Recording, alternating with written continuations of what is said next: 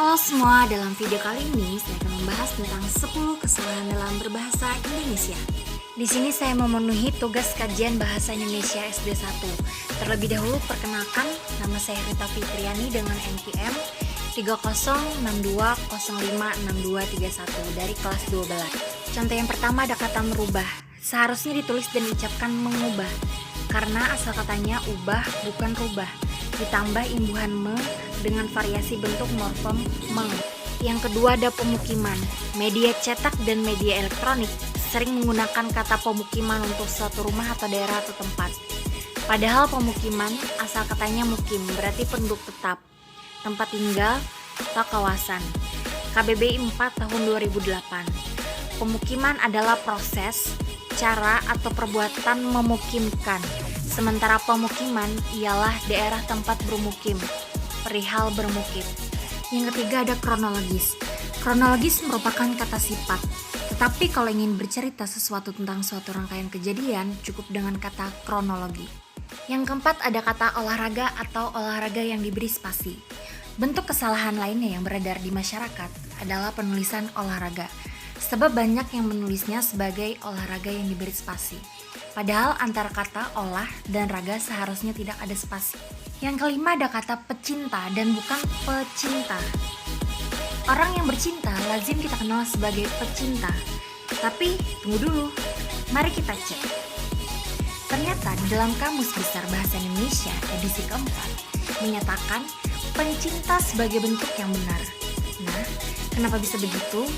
Rupanya pecinta diturunkan dari kata dasar mencinta dan bukan cinta. Yang keenam ada kata Februari atau November. Dalam surat menyurat, penggunaan kata Februari dan November sering ditemukan dalam penulisan tanggal surat.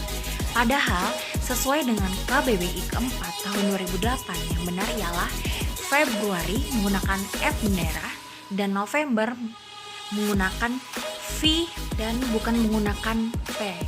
Yang ketujuh ada kata umroh atau jamaah. Walaupun secara pelafalan benar umroh, tapi penulisannya yang benar seharusnya umrah, bukan umroh. Begitu juga dengan kata jamaah, seharusnya ditulis dengan jemaah. 8 ada kata dimana dipisah atau dimana disambung. Banyak pula yang tidak bisa membedakan kapan di harus disambung dan harus dipisah. Misalnya menuliskan di kantor, dipisah atau di kantor disambung. Padahal ada cara mudah untuk membedakannya, yakni mengetahui kelas kata di yang dipakai, apakah dia sebagai kata depan ataukah kata sambung.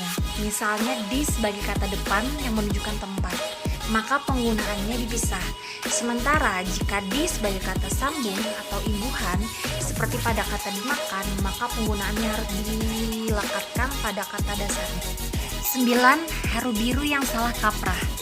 Dalam sebuah berita, kita sering membaca ada kalimat pelayat yang datang merasa haru biru melihat kejadian yang menyedihkan itu. Sehingga dalam bayangan kita, haru biru adalah suatu kejadian yang membuat sedih dan menyayat hati. Padahal dalam Kamus Besar Bahasa Indonesia edisi keempat disebutkan bahwa haru biru bermakna kerusuhan, keributan, kekacauan, huru-hara. 10. Karir. Karir bukan karir. Ini kata serapan dari bahasa Inggris karir. Nah, kata karir sering digunakan dalam kolom pencarian kerja dan tulisan di media cetak dan elektronik. Sekian pembahasan dari saya mengenai 10 kesalahan dalam berbahasa Indonesia. Salah hilaf mohon maaf. Wassalamualaikum warahmatullahi wabarakatuh.